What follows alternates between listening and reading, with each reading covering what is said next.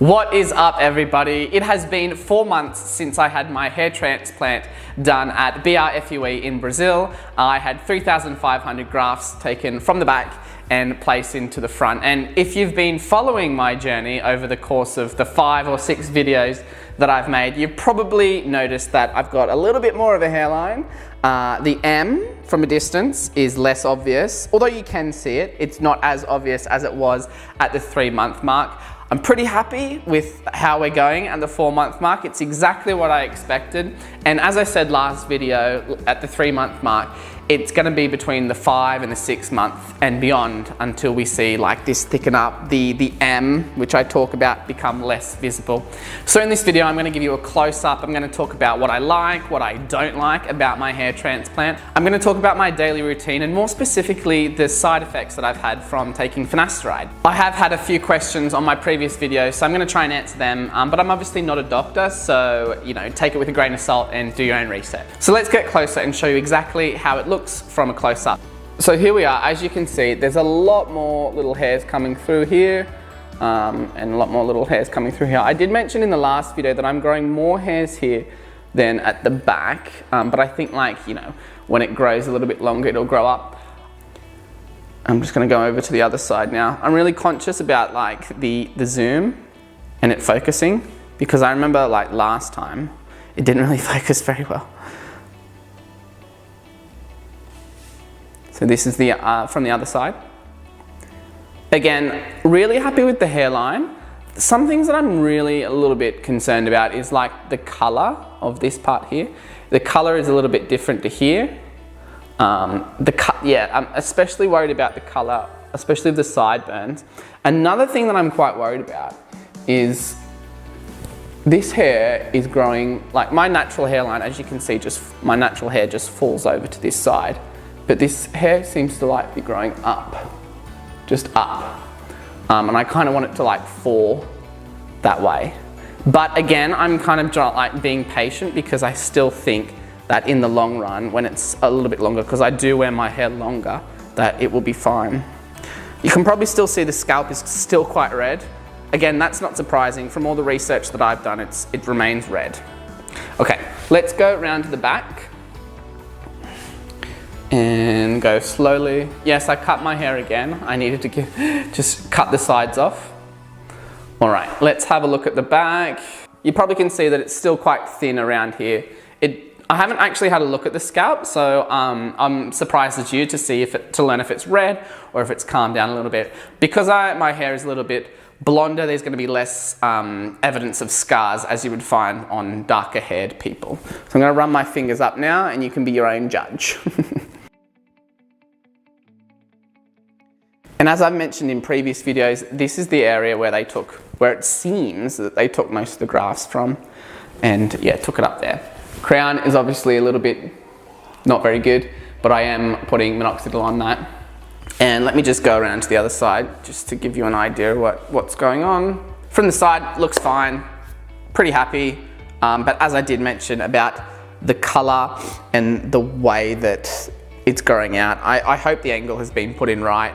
But again, you just don't know. You need to trust doctors in that situation. Okay, so for my daily routine, if you've had a hair transplant, you probably know that topical minoxidil is the way to go. It promotes growth. And I apply this after every time I have a shower. And another thing that I do, you can probably see, these are tablets. These are 1 milligram finasteride tablets, finasteride. And I take this between 3 and 4 times a week. I'm not really, militant with how many times I take it, just as long as it's 3 or 4. And that is said to prevent the hair from falling out. There's a technical term, but you can do your own research about what finasteride does. Now, one of the side effects of finasteride is a reduced libido. I've been taking it since January this year, so that's almost 10 months, and I have had no side effects whatsoever. You will find other people that might have those side effects, and I've also watched videos on YouTube where people basically have had no side effects. So I think it affects people differently. So again, do your own research, talk to your doctor about taking it. There is the sense that if you want to have a baby, you need to stop taking it a month before. Makes sense. Again, do your own research. Not a doctor, just a hair transplant recipient. And the last thing that I do, and I told you about this in month 2, is I have a LED cap, and these are on 12-minute cycles, and I do this maybe 4 times a day. So 4 times 12, whatever that is, 48 minutes, I think. And I just simply put the hat on, the light starts up, and again, I think it stimulates growth. I don't know if it works or not, but like, it's like a feel-good thing. If you're doing it, you think like you're contributing to it. But again, I don't know. I'm not a scientist, not a doctor. I just do what I'm told, and that works. I will point out that I actually am still wearing a hat every time I go outside. There are conflicting debates, or there are a few ideas about when you should stop wearing a hat outside under the sun. Just given Australia's weather and how tough the sun is down here, I'm not going to risk it, and I'm only going to like go outside without a hat when I feel comfortable, and that's not right now. So maybe in a couple of months' time, when it starts to thicken up and the scalp becomes less red, because I don't know if you can see from a distance, but it is still quite red, and it was an operation. Like I got cuts done into my head, so yeah, I don't know. As we progress into month 5, into month 6, I expect this to grow longer, thicken up. One thing I do know is that my hair takes a long time to grow. I remember I went into a barber's in Brazil for the 2nd time, and he's like, "Oh, when did you come here last?" I was like, "Oh, I think it was 5 weeks ago." And he said, "Wow, your hair grows so slowly." So my hair grows slowly.